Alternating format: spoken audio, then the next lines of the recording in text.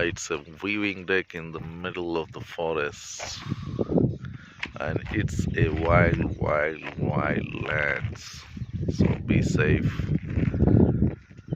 A lot of springboks, kudos you can watch. So let's enter this weaving deck.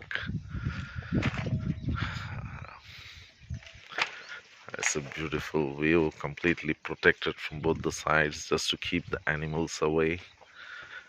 This is not a zoo, or it's a wild forest, so have to be careful. And here is the weaving deck. Yeah,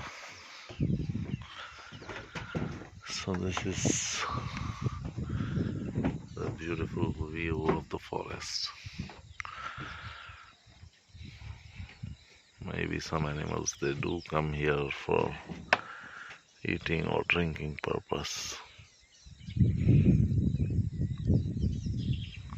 This whole forest.